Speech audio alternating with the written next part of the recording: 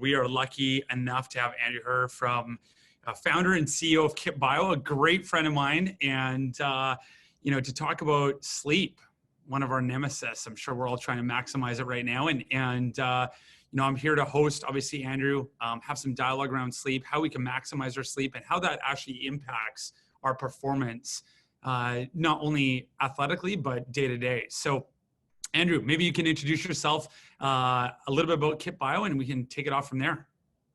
Thanks, Curtis. Always great to see you, and really appreciate everyone for joining today. Apologies for that delay. So by way of background, I ran human performance and biotech strategy efforts for the U.S. military for a good part of the last decade. And then out of that work, started working with executives to find ways to improve their performance both at work and at home. And so now we've taken that technology both from the military side and from what we learned working with people in the private sector. And we're launching a company. We have some really awesome performance technology that combines apps and physical products. So we'll be launching, once you all start flying again, a full solution to jet lag.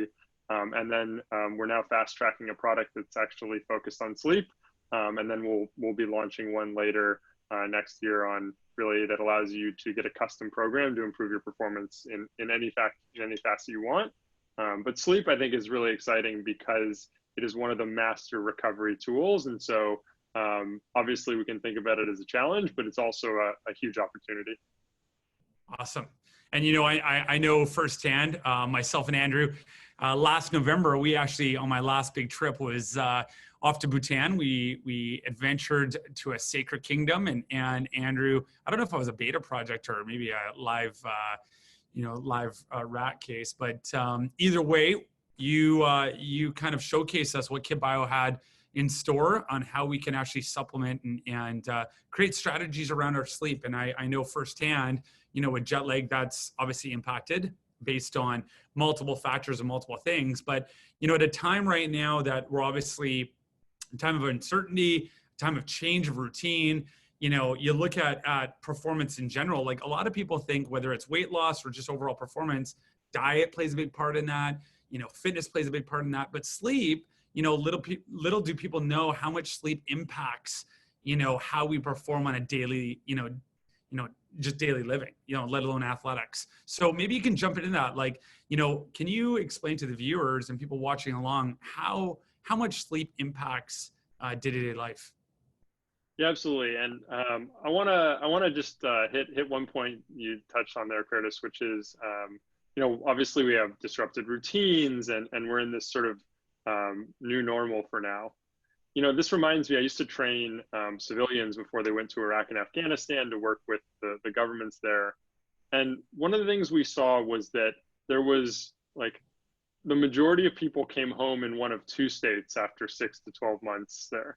The other came back in the best shape of their life and looked like Curtis and were, slim and toned, or they came back and had gained 20 pounds. And the reason was because actually the same thing affected both of them. Either they walked into the dining hall at night and there was an unlimited salad bar and it was easy to get and it was there every night, or they walked into the dining hall and there was an unlimited dessert station and it was easy and it was there every night. And the point being, a lot of us, for example, control what we eat by what's in our house or what restaurants we go to. Long story short, we use habits and access and all these other factors play such a big role. And so I think of, and I've been talking to a lot of people about this time where we're, sheltered at home or quarantined, or even if we're still out working, that our days and nights are disrupted and we're sort of forming new habits. This is sort of like a little mini deployment for a lot of people in the sense that it's an opportunity to reset habits and to try to make it easier or harder to stay, to get towards whatever your goals are.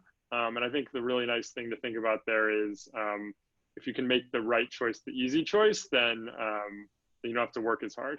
So I'm going to take you through now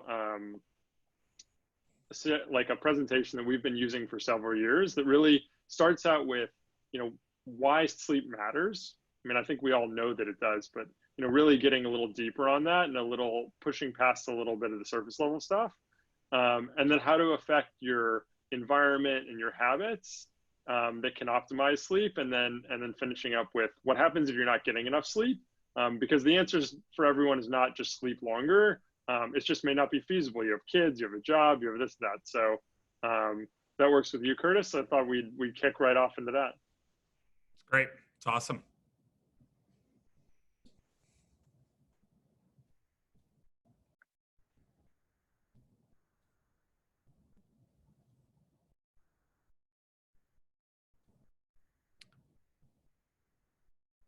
Senator's just going to load up a presentation, I believe, that he has ready for us. And you know, once again, as Andrew mentioned, I mean, you know, working at the Pentagon, looking at human performance, I mean, there's no better person that understands, you know, not only performance, but, you know, the impacts that sleep has on us. So I can't wait to obviously dive deeper on his presentation right now. Can you see that now? It's great. All right.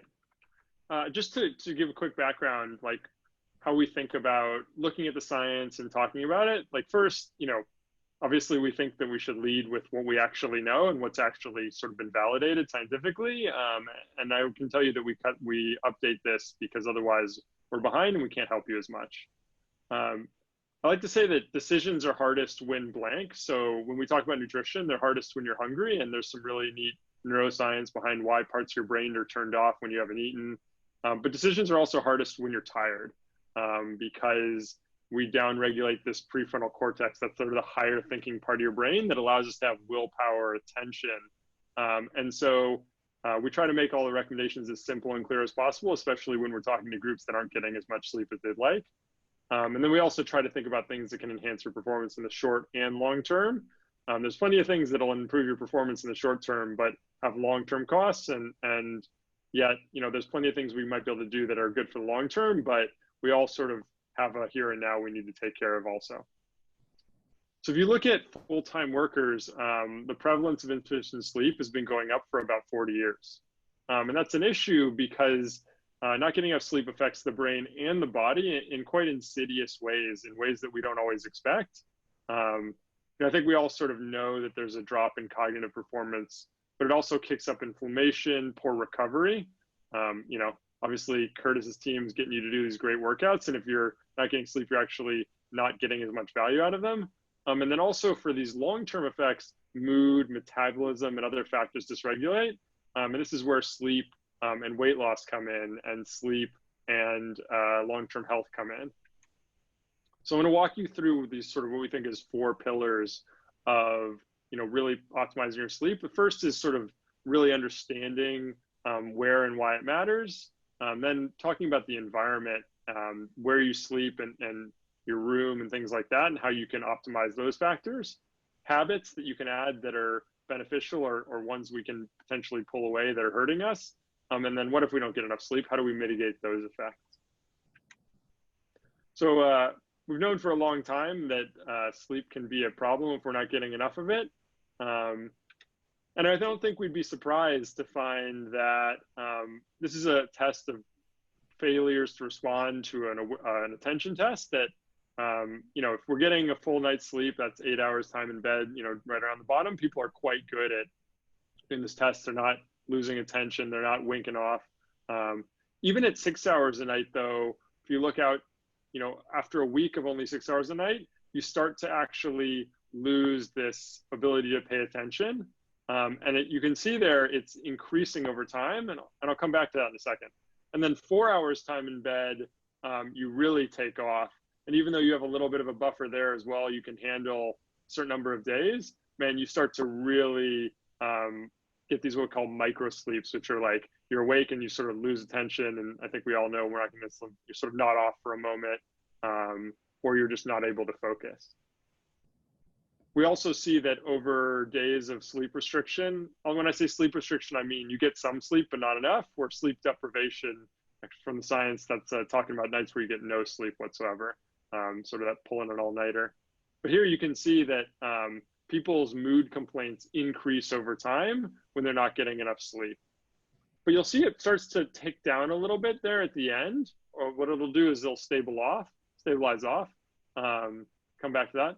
But also, when you're not getting enough sleep, you're reducing insulin sensitivity. This is like your body moving along the path to type 2 diabetes, and not being able to control your blood sugar, which is, your metabolism is dysregulated, also tied with gaining weight, inflammation.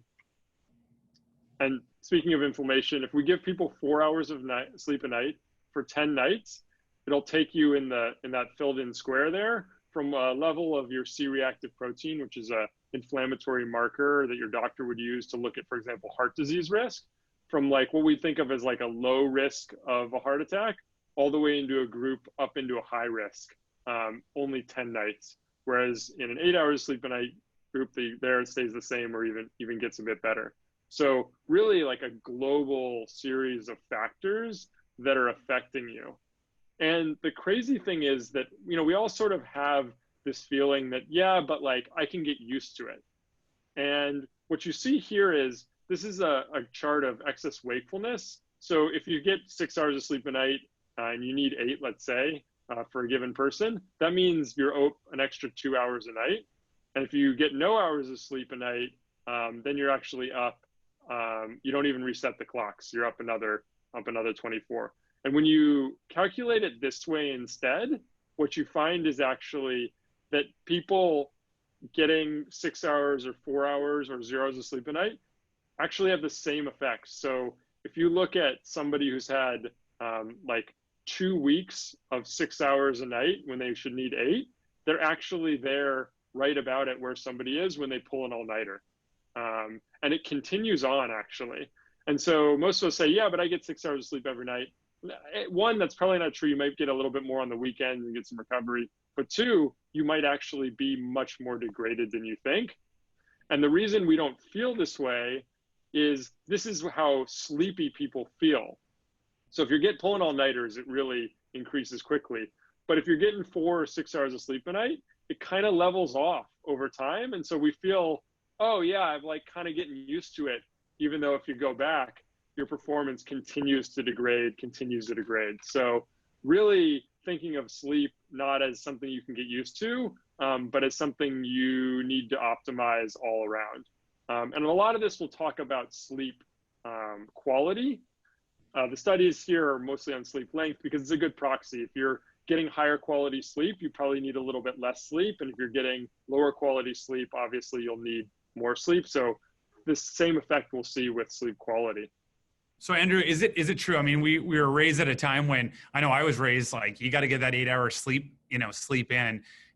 Is that the general rule? Number one, is it 8 hours? Number two, is it individual specific? We all know people that, claim and think that their bodies operate on a different clock and can operate effectively and efficiently at 5 hours. As an example, is that true? Or is the general statement that they think they are, and they think they can operate effectively at 5 hours, but really at the end of the day, most people require an 8 hour sleep? Yeah, there's actually two things going on there. So one is, in terms of sleep length, the answer is there's a range. Most people need between 7 and 9 hours, but there are absolute outliers who can handle and perform extremely effectively on 4 hours of sleep a night. When we work with the Navy SEALs, we see a lot of people, because it turns out that it's much easier to get through BUDS or SEAL training if you don't need as much sleep. The thing I would say to most people who think that about themselves is, this is a very rare condition. So the odds that it's you that only needs 4 hours of sleep a night is very low. So the odds that you need 7 to 9 hours is like, probably 70 or 80% or more of the population. Between, 6 and above is probably 90%, 95% of the population. So you might be an outlier, but you probably actually need more sleep. And if you let yourself sleep and there's no alarm and you sleep longer, that might be a sign. Or if you really do find yourself getting tired and sleepy throughout the day, can be other factors like food and inflammation and other things, but probably a pretty good sign. You also sort of touched on another factor, which is like, what about when we want to sleep? Mm-hmm. And here there's also a wide variety in the population of sort of night owls and early birds. And the society is sort of like set up to say, hey, if you wake up at 6 a.m., you're like, you're a go-getter. But there are absolutely people whose optimal performance is waking up at 10 a.m., but maybe working or staying up till 2 a.m. Or 3 a.m. And so I think one thing that's great is the ability to figure out what your body clock is, but also, you know, it may be the case that we don't have a choice and we have work. And so then if you're sort of working or your schedule with kids or other things has to be offset from what your normal clock is, then you really have to take extra care with some of the factors I'll talk about later, like light and eating and timing of things, to try to like make sure you're managing that circadian rhythm as best as possible. Awesome. So just to sort of like finish the so what of sleep up a little bit, the trick is that when we're looking at things like our ability to do reaction time tests and other things, which is very sensitive and allows us to really get a sense of how quickly we recover, the answer is not immediately. So here they restrict people's sleep for 7 days, and then they give them 3 recovery nights of as much as they need. And you'll see that you're actually not fully recovered even after 3 nights. And so this is sort of like a nice proxy for, but I get some more sleep on the weekends, or I get better quality sleep on the weekends. That's an area that like, it's helpful, and it's not the case that getting more sleep then doesn't help. It does help recover, but it's not perfect. Right. So playing catch up is not ideal. I mean, at the end of the day, how we can create consistency in our inner routines and on a day-to-day basis is important versus thinking that we can go hard for 4 or 5 days and then catch it up on the weekend. Like there is, cumulative factors or challenges with that. And it probably goes without saying, like, athletes, the corporate CEO or executive that travel, obviously on the road, you're probably not sleeping as well. And then all of a sudden you come home thinking that you're going to catch up on it. And then, jet off on a plane again, and it's going to disrupt things again. Yeah. I mean, I was just talking to a military researcher I know, and she was saying that some years ago, they'd done a study where they injected what's called lipopolysaccharide. This is like the cell wall of bacteria that causes your immune system to absolutely freak out. I have no idea who decided to go into these studies and let them inject this into their body. It's insane. Makes you feel sick. You get like flu-like symptoms. And they said that sleep depriving people decreased their performance more than injecting this stuff into people. And they were surprised really how powerful it was. So one, do not consent in that study. And 2, really powerful stuff. But the neat trick is that even if you keep the same amount of sleep you're getting per night, there's ways to radically improve the sleep quality. There we're talking about how much time you're getting of REM, which is rapid eye movement sleep, or deep non-REM sleep. And so now I want to take you through how you can affect your environment, your sleeping environment, in ways that's really going to increase sleep quality. First thing is sleeping colder for almost everybody improves sleep quality. And this is, for a lot of people, this may not be the most environmentally friendly piece of advice I can give unless you're in the winter in Canada, and then it's actually quite friendly because you're going to use the heater less. But for most people in the 19 degrees C or the 66 degrees Fahrenheit range, will radically improve your sleep quality. Now, this is going to depend on how thick your covers are, if you're sleeping with a partner. All these things affect it. But when we get people to turn down the thermostat in their bedroom, this is one of the best things we can see to improve sleep quality. And it gets you far enough, actually, that here, this is measures of insulin and sort of this type 2 diabetes. And getting people to sleep colder, you actually get improvements in some of these markers like insulin levels for diabetes. And some of these, when they do panels evaluating your adipocytes or the fat tissue and what those are putting out, and some of those inflammatory markers. So, decreasing the temperature in your room can have this really powerful effect. And I know people will notice that it's like, it can be quite quick.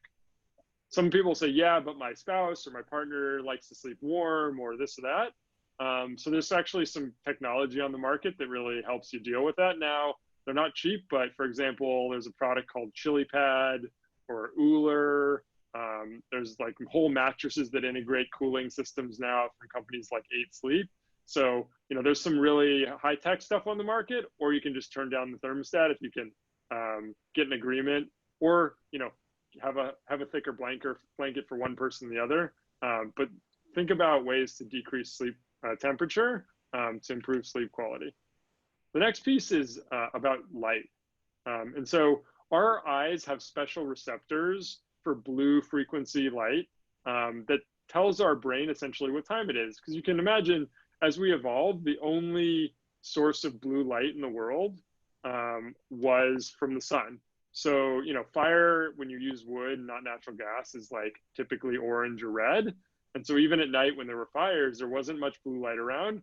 And then also there's some thoughts that we evolved, you know, our ancestors evolved as, you know, fish and under the sea, and then blue light penetrates at different levels. So anyways, long story short, we have these receptors for blue light in our eyes, and this allows us, our brain, to sort of know what time it is. But if you give people bright and blue light late at night, like we have from, you know, just the lights over your head in your room that look kind of white or even a little yellow, those have a large blue component.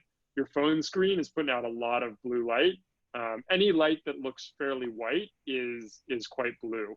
And here you can see that actually it decreases the melatonin concentration as you're going to bed.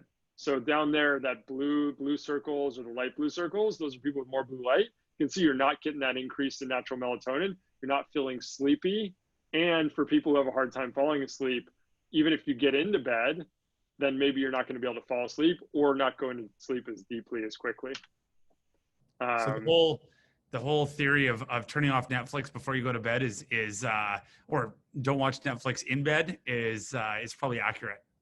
It is, which is why, like, one, remove the phone from your sleeping routine, and turning off that. But look, some people work until, you know, maybe a couple hours or an hour before they go to sleep. Some people want to watch TV. So there's another option. And by the way, no one I know doesn't look at their phone at night. So what's your other option? Well, I picked the dorkiest looking blue light glasses possible. These glasses with the orange lenses, some of them out there can block blue light. And so you can have pairs that are less dorky, but long story short, if you're gonna watch TV, if you're gonna look at your phone, wearing a pair of blue light filters can be really effective. We find that essentially everyone who uses them for an hour and a half before sleep feels better. But some people, I've seen it solve sleep problems single-handedly. People ask, what about, like, you know, I have these glasses, my reading glasses, others have a kind of like a light yellow tint, and they say they block some blue light. Probably not enough. You're looking for ones that have lenses that are really orange. And I know it distorts the color of TV and other things, but that's your trade-off there. Is if you really want them to block enough blue light to matter, they're going to be kind of this orange color. And there's different tints for different times of the day as well, right? Is that correct? Yeah, some people find that the blue light from especially screens is quite intense for their eyes all day. And so some people really like during the daytime to wear these sort of yellow lenses I mentioned. And that's sort of just a thing to experiment with. Some people find it helps them focus better, and there's like a little bit less of burden on their brain. Some people find they don't do much at all. And that's, you know, that's something I think is real as well. So, you know, one of the things that is absolutely the truth is that the only way you're going to figure out what is most important for you is by running little mini experiments. What do I mean by a mini experiment? I mean, hey, like, try it for 3 or 4 nights and see if on average you think you slept better. If it was a huge win, great, you'll know.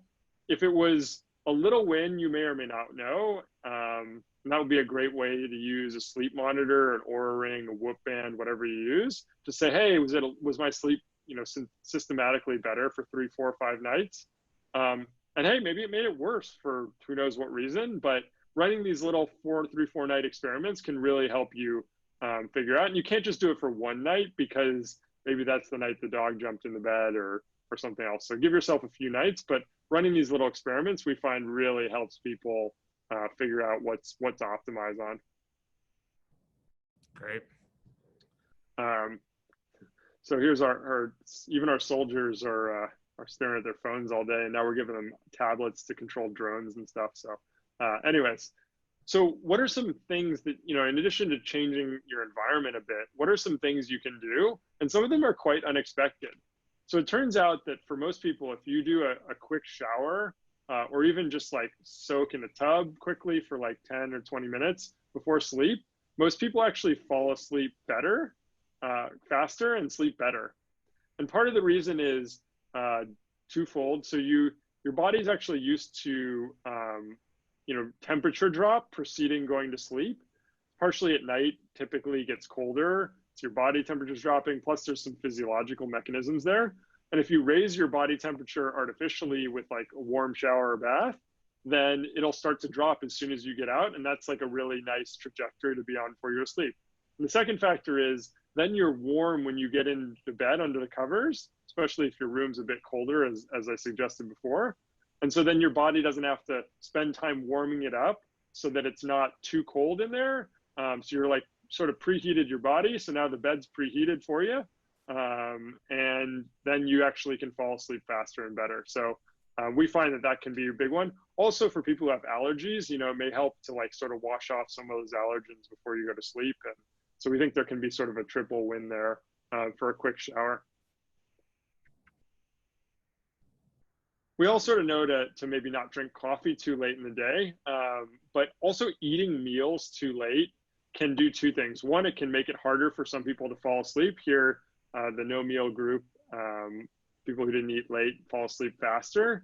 But also we see that if people get into deep sleep better often when they don't eat late because their body's not using a bunch of energy to metabolize and not keeping you awake. We see it with heart rate variability, which is a measure of sort of your adrenaline system. So people who eat later tend to have a little bit more adrenaline in the system.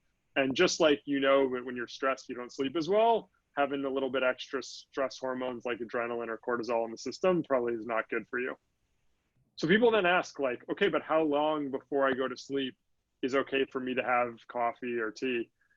This is one where it's super individual. It really ranges between people from, 4 or 5 hours to like 12 hours. And this is one where you really can't tell without experimenting. This is one where actually the genetics are pretty interesting and some people metabolize caffeine much faster. So that's one where you're gonna have to experiment on yourself. It really depends, quite different between people. The other thing is alcohol. So this is not the part of the talk where I tell you not to drink. This is the part of the talk where I tell you, here's some factors you can look at when you balance like sleep quality and recovery. We've come to believe that a much bigger part of hangovers than people say is actually that alcohol is disrupting your sleep. So we look at this graph, you see on the bottom, the lowest of those is the group of people when they drank no alcohol. Then they waited a couple weeks and then had them drink the equivalent of 2 to 3 drinks, depending on how much you weigh. And then on top, 4 to 6 drinks, depending on how much someone weighs.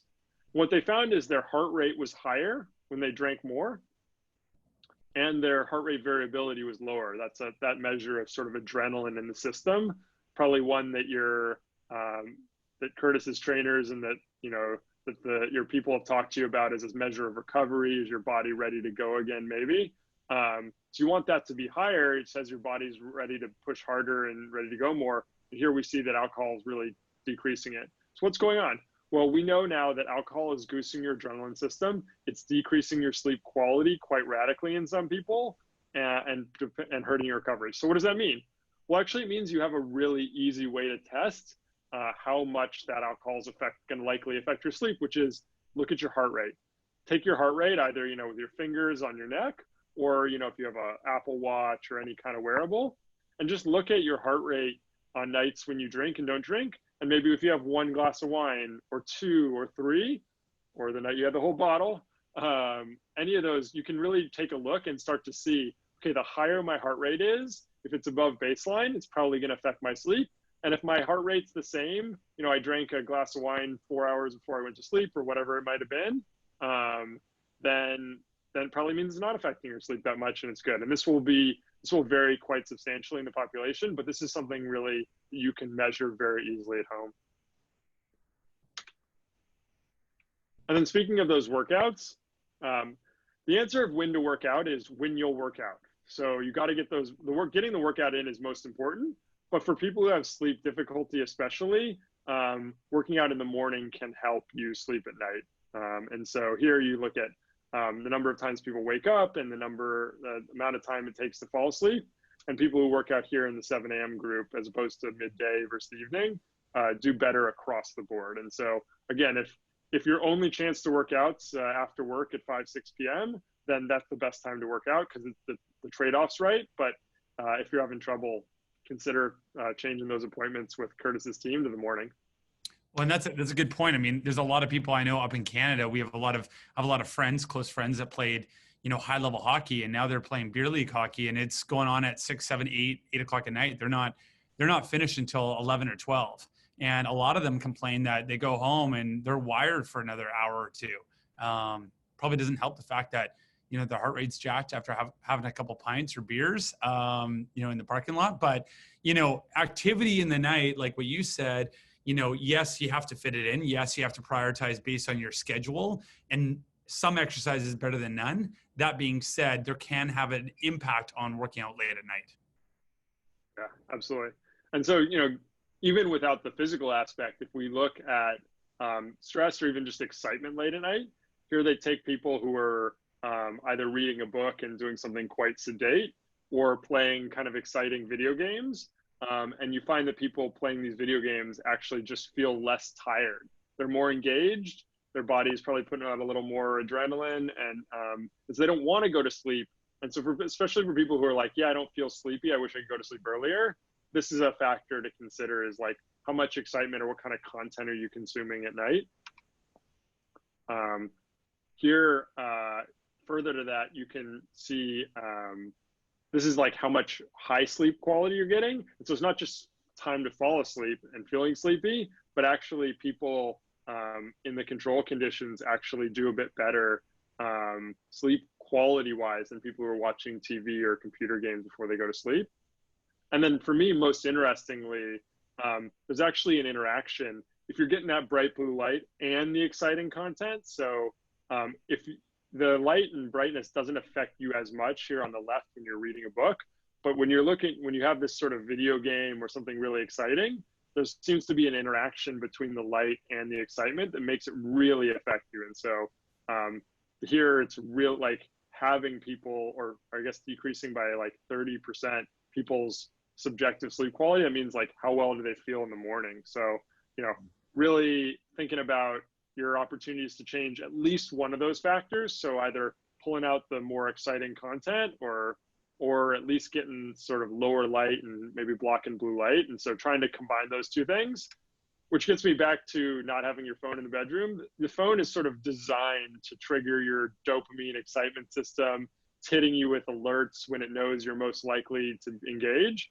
And so really trying to avoid your phone late in the day, right up to when you're going to sleep, if that's possible from a work standpoint, is really beneficial. The other thing is a lot of people are taking, maybe getting back to people playing beer league hockey, a lot of people are taking NSAIDs. These are like non-steroidal anti-inflammatory drugs like Advil or aspirin. And these actually, we can see start to block the temperature drop you need to get into deeper sleep. And so here you can see ibuprofen or aspirin on the top there, getting less temperature change as you get into like sleeping hours as opposed to taking nothing. But if you do need to take those and your doctor is suggesting you take those, one thing that's been shown is that they're blocking the melatonin release. So you might consider adding melatonin for people who are on NSAIDs. We find that can actually really help. We don't think melatonin every night makes sense for most people, but if you're gonna, if you're doing something that's probably blocking it, like maybe drinking or taking these NSAIDs, we think then is a kind of a good time. But careful, there's some supplements over the counter that you can see that are like 10, 20 milligrams. These are huge doses. We're looking at doses maybe more like 1 milligram or a half milligram or 2 milligrams at most. So we think like really start on that low end. And if you're saying it doesn't work, I need to have 10 milligrams, that's telling you there's a bigger problem. Something else is going on. The other thing I'll hit in terms of habits before we get into how to sort of mitigate when you're not getting enough sleep is social jet lag. So I work a lot on jet lag when somebody flies to Asia, but social jet lag is the fact that most people stay up 2-3 hours later, some 4 or 5 hours later on the weekend than they do during the week. So, if you normally go to bed at 10 p.m. in the week and you're up till 2 a.m. on the weekends, that's from the East Coast, that's nearly the same thing as flying to Europe. And so that's actually causing the same pattern of effects that you're dealing with jet lag. And so, look, not saying don't have fun on the weekends, but consider how not keeping a stable schedule is going to affect your body. It's going to affect sleep quality, ability to fall asleep on Sunday night when you go back to work, and all these factors. All right. Well, nobody's going to Starbucks right now, but what if we aren't getting enough sleep or enough quality sleep? Like, what can we do to manage this? Because look, people have kids and people have jobs, and we all live in the real world. So the first thing is, like, what about naps? Well, naps are really interesting because they have a property which is more is not better, depending on why you're using them. So here, this is a really jumbled chart, but all it is to say that if you look at them all starting at 0, most of them, other than that 10-minute one that's sort of the 10-minute one that's those dark circles there at the top, all of them, your vigor, like how much energy and drive you have, it all drops after you nap. Why is that? Well, we all know that sometimes when you get up from a nap, you feel really sleepy and kind of groggy. It turns out that if you want to perform right after your nap, that a 10-minute or 15-minute nap is your best case scenario, because the longer ones have too much sleep inertia or that grogginess afterwards. And in fact, the amount you're feeling better later isn't that much better for a 30-minute or an hour nap. So really those 10 or 15-minute naps are your real sweet spot there. And probably hitting those in, if you didn't get much sleep last night, if you can get a nap in, right around noon or 1, that'll probably set you up to perform in the afternoon, because you're still going to have some juice in the morning. So that's, when we're really looking at mitigation, we think, okay, you got 4 hours, 5 hours of sleep last night, you needed 7 or 8. Okay, target a sort of lunchtime nap. And if you really only need 10 minutes, it really opens up the potential to use a lunch break, even go to your car, whatever, if you can't do it at your desk, really just use it tactically there. Although if you want to cement some learning, it turns out that if you haven't gotten any sleep, you need what's called REM sleep, or rapid eye movement, this deeper type of sleep, to actually consolidate memories and what you've learned in your brain. And there you're going to need a 60 to 90-minute nap to actually get into that deeper level of sleep. So for performing immediately, you want those short naps, but if you need to lock something in, then the time you might go for a bit of a longer nap. And some of you may have heard of coffee naps, which are like kind of a fun concept, where it's like, well, caffeine helps and napping can help, but what if I add them together? And the answer is actually it does work. And the reason it works is when you go to sleep, your body releases a compound called adenosine that's been building up in your brain and sticking in receptors that make you tired. And so your body releases that, and then it's, kind of floating in your brain. It's getting ready to get cleared out. Well, what does caffeine do? Well, caffeine goes and blocks those adenosine receptors so your body doesn't feel sleepy. And so normally there's adenosine there and it's in some receptors, and then caffeine's there and it's in some receptors, and they're sort of competing with each other. But if you drink some caffeine and then go right to bed, that adenosine's released, that caffeine can kind of sneak in there while it's released and block more of those receptors. And so that's why a coffee nap can work. And so if you drink a shot of espresso or a cup of coffee and then go right to bed for 20 minutes or so, you actually can get this ability to perform even better than just caffeine or just a nap.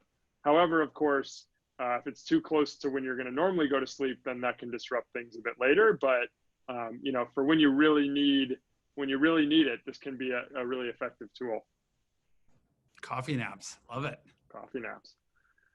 Some people have heard that B12 can help during times you're not getting enough sleep, and it actually can, but really only one form of B12. So when you go into a store, you might see ones that on the back of the label say cyanocobalamin, and others that say methylcobalamin. And methylcobalamin is the sort of activated form of B12, and that's the only one that studies show is able to improve alertness during the day. But one trick is only take it in the morning. You should never be taking anything with vitamin B12 not in the morning, because it can actually shift your circadian rhythm later if you do. So you really want to keep that only to the morning and only the methyl version. Now, what about long-term safety of taking this? Most studies have shown that it's long-term quite safe, although some more recent studies found that people who took this long-term might have a slightly increased risk of lung cancer. So, we see this as, if you're going to use it, this is maybe a sort of short-term tool as opposed to a long-term solution. But in the short term, methyl B12 can help. And the studies are a little bit unclear on lung cancer and what may be going on there, but it's a pretty serious one. So we always want to bring that up when we talk about supplements and things like that. Here you can see, as I mentioned, that B12 can actually push your circadian rhythm, and that peak of your melatonin level can push it to the right, like in the red one, the red line you see is the peak below, that's pushed to the right. So got to be really smart about, I think when we talk about supplements, we really think a lot about timing, and it's not quite discussed as much as, oh, take this dose or that dose. I also mentioned that sleep can kick up inflammation. Inflammation decreases sleep quality, decreases mood. So what can we do about that? And that's an area where actually we may be able to help with supplements as well. We find that if people take omega-3s sort of throughout the day, that it can help. Why is that? Well, here you can see EPA and DHA, eicosapentaenoic and docosahexaenoic acid, are two of the main components of omega-3s. And these are actually turned into anti-inflammatory prostaglandins and leukotrienes, those PGs and LTs, and resolvins. So these are actually can be anti-inflammatory in your body, especially if you are kind of a bit deficient to begin with, then it can really help. So we give people like maybe one pill every 3 or 4 hours can really actually help people when they're not getting enough sleep. But again, over time, the sleep loss will beat any supplements. So you need to, we want to give people every tool they can use, but we also want, to make sure that people are fixing the core problem, because no matter what we give you over time, you're gonna lose out to that loss of sleep. So here's a study of Marines where they looked at their performance on cognitive tests, and you can actually see that omega-3 supplementation does allow you to go even when you're not getting sleep and perform better. So we have some studies that are nice and show this. So I just wanted to give you a quick wrap up and then take any questions. What do we know? We know that, sleep is, if you don't get enough, it's degrading cognitive performance, causing inflammation, metabolic health, and that the sleep debt is really cumulative, but we can sleep better colder. We can find the right combination of temperature and bedding, manage our light exposure, our blue light exposure, and I'll mention always banishing that phone because it sort of brings all these things in together. From a habit standpoint, when are we drinking coffee or tea or getting caffeine, watching our alcohol consumption, seeing how that's affecting you, looking at your heart rate. When you schedule workouts, exciting activity, throw in a shower for optimal sleep. And then also that sort of social jet lag component. How different is your sleep cycle on the weekend and during the week? From the mitigation side, really think that 10 to 15 minute nap is your optimal unless you need to lock in something you've learned. Coffee naps can be something you can play around with. And then we look at that methyl B12 and omega-3s as short-term support when people may need them.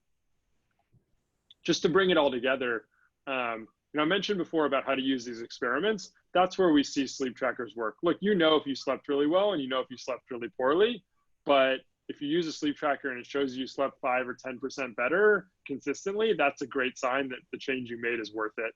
And then cheat intentionally. Like, look, you're not going to get the right amount of sleep every night. You're not going to get as good sleep quality every night. And so just when you're doing it, make these decisions sort of knowing what you're doing and where you're sort of aware of your decisions, and really note the next day that tie those decisions to how you feel. And I think it'll be a bit easier. And then I always sort of finish with banish your phone, because that's probably the best thing, one of the best things we can do. So really appreciate the opportunity to come chat with you guys today. And now I'm going to pass it back to Curtis and anyone who might have any questions. Yeah, well, thank you enough for obviously joining today, Andrew. As you outlined, there isn't a time that we probably should focus on sleep the most. I mean, what's happening? Our routines have changed, our exercise has changed, our diets have changed. We're probably consuming a lot more alcohol, probably consuming a lot more caffeine. And so our sleep has been disrupted. And so, if we want to perform better in life, whether it's, in athletics or you know, or workouts or exercise, and or just, you know, in general, like to stabilize our moods, to look at weight loss as an example. Like, we got to focus on our sleep. So, you know, it's a great time. It's great reminders. And really at the end of the day, it's, there's some hacks there for sure. That being said, want to pass over to the group. I know it's a smaller group on Zoom, but there's quite an audience on Facebook. See if anybody has any questions for Andrew.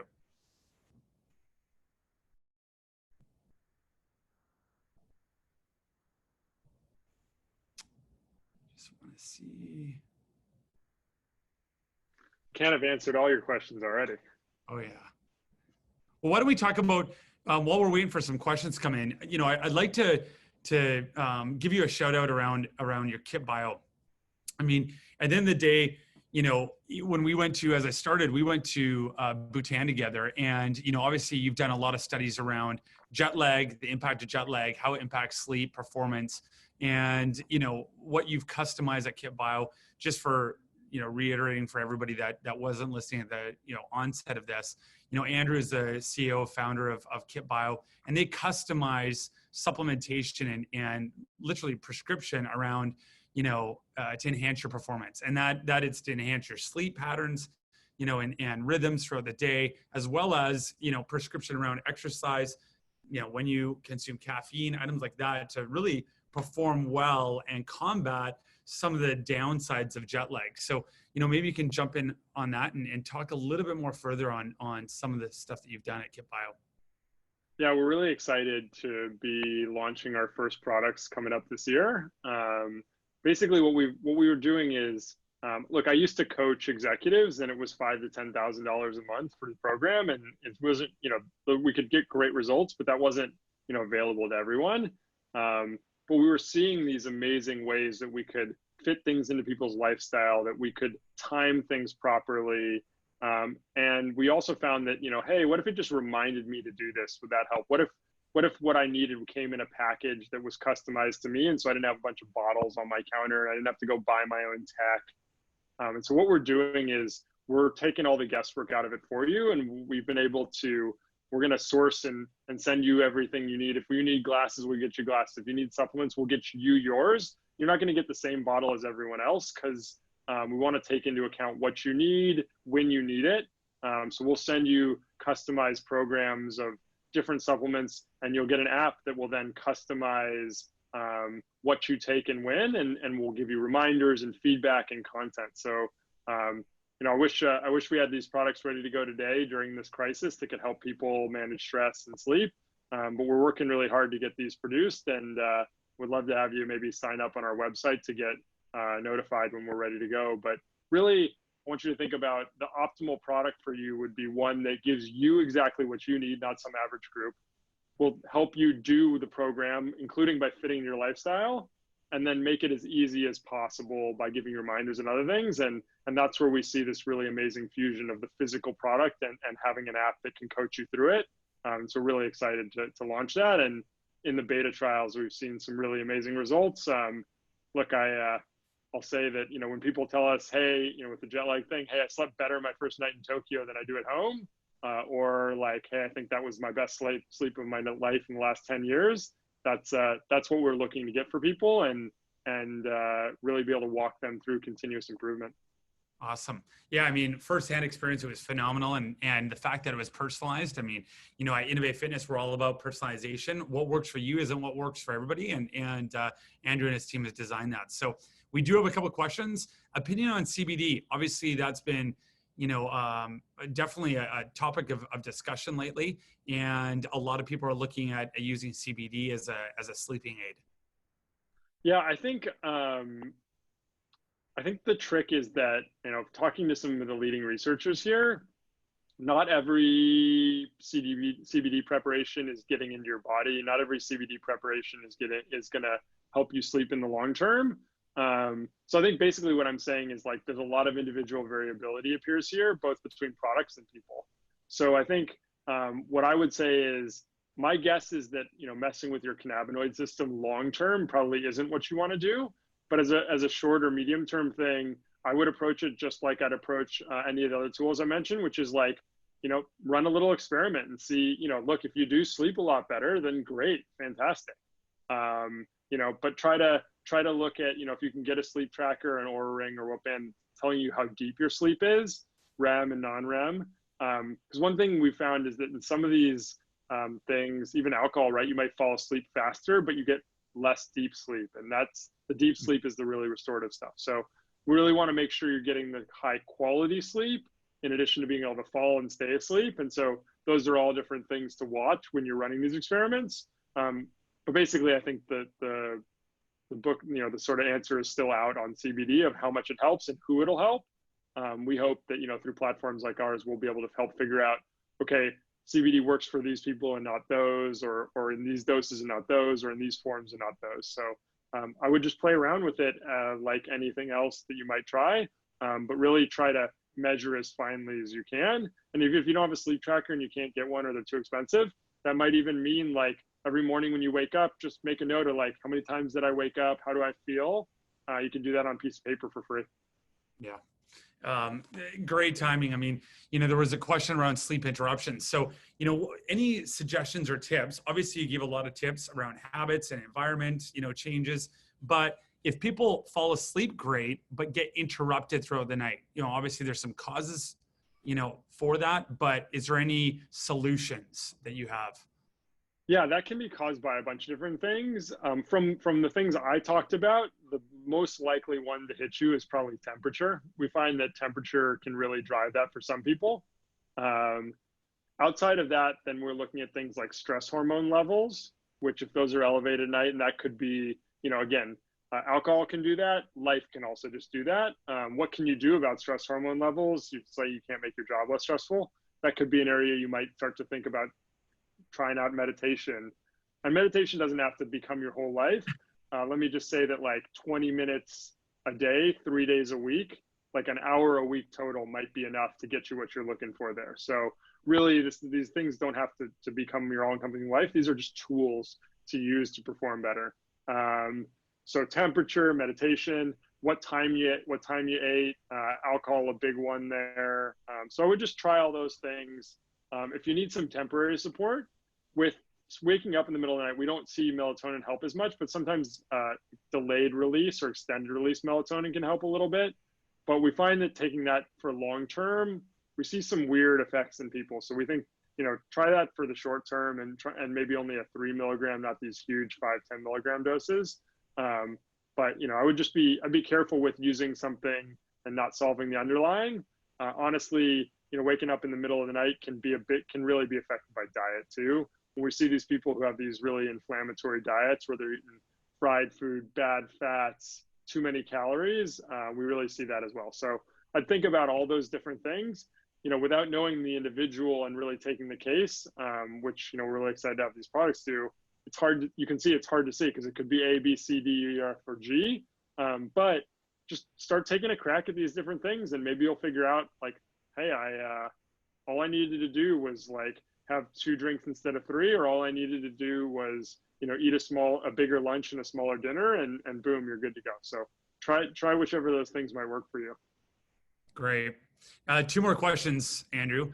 The first one, Sean Alt asked it, based on your studies, what you're doing and what you're providing from a personalization standpoint with Kitt Bio when people travel, to different time zones. Can you elaborate a little bit more on that for the audience around how we manage different time zones, like the changes our bodies go through, and maybe particularly at a time right now where people are not traveling, but they're getting up in the middle of the night to be on an important call on a different time zone. So they're hosting a meeting at 12 o'clock, 1 o'clock, 2 o'clock in the morning because they need to be on it because their jobs and their business was generally, obviously, to travel to different locations.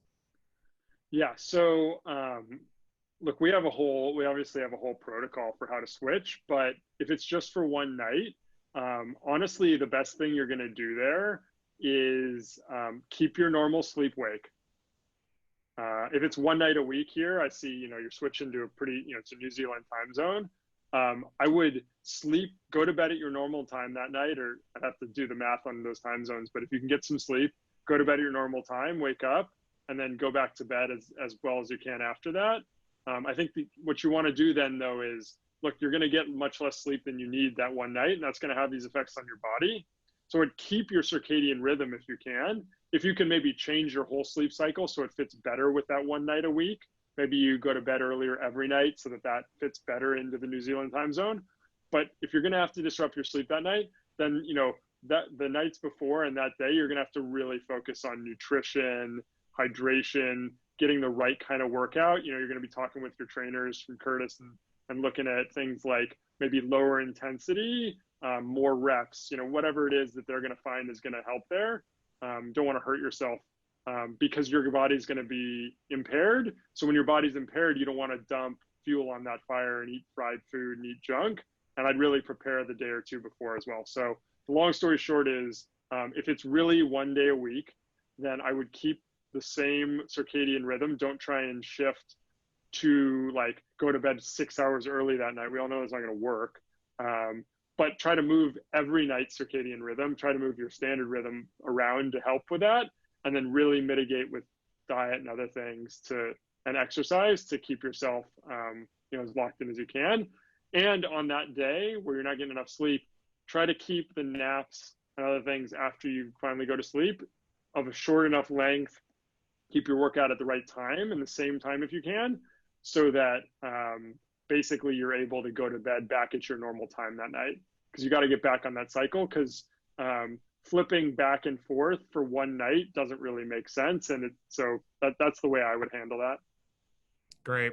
Last question. So, obviously there's a lot of information on here today, a lot of tools, a lot of tricks. One of the things that people probably don't realize is when they're focused at weight loss. You know, we train people, they want to lose that last 10 pounds and they look at their fitness or their diet and they don't look at their sleep. So what is one of the, highlights, or if you had to turn the light on literally, up here on the importance of good quality sleep with weight loss, like what would you say about that? Like what is the one thing that really impacts weight loss when it comes to good quality sleep? You won't lose weight if you don't sleep. Like, here's the only thing I can tell you is, like, in studies regularly, people aren't getting enough sleep cannot lose weight. So the answer is, like, how do I turn the switch on? I'll tell you, like, everything else you're doing, even if it's helping some, like 50 or 60 or 70% of your effort is wasted just because you're not sleeping. And why is that? Well, a couple of things are going on. One, some of the hormone levels that are being released when you're not sleeping are telling your body to conserve fat, conserve these other factors, because your body is under stress. And if it's under stress and it thinks the environment is threatening, it's going to try to conserve its resources. And it's also going to do things like increase your blood sugar, and some of these other factors that are really bad for your system. While at the same time, it's going to decrease that activity I talked about, that prefrontal cortex, that higher thinking part of your brain. So now what you're doing isn't working as well, and you have physiologically have less willpower. So now it's harder to make the right decision. So what I'd say is, like, you're really, really putting yourself behind the 8 ball there if you're not getting sleep. But let's think about it in the positive. If you start getting more sleep, it's going to turbocharge the effects of everything you're doing, and it's going to be easier to do those. So really like to take the positive frame there, which is like sleep can turbocharge your weight loss efforts, and I think really help you get towards your goals there. That's great. Well, it's a great way to end. So, as we all shift and change our behaviors, our routines, let's not ignore sleep. We know that, a lack of exercise, we know, a change in our diet, and we know alcohol consumption and caffeine consumption can impact our overall performance. Let's not underestimate sleep. Sleep could be the cornerstone or the foundation of our performance in life, and not just in our exercise. So appreciate once again, Andrew Herr, great friend. Thank you for your time, your knowledge. As I said in my post, you're one of the smartest guys I know, and I respect you a ton. And your solution that you've launched with Kitt Bio, I want to let all the audience know again, check it out. It's unbelievable at a time that we need it the most. So thank you very much, Andrew, and we'll leave it at that. Thanks, Curtis. Wonderful guy, and I hope everyone keeps working with Innovative Fitness, and fantastic group of trainers, and couldn't be led by a better guy. Awesome. Thanks, Andrew. Sure. Thanks, everybody.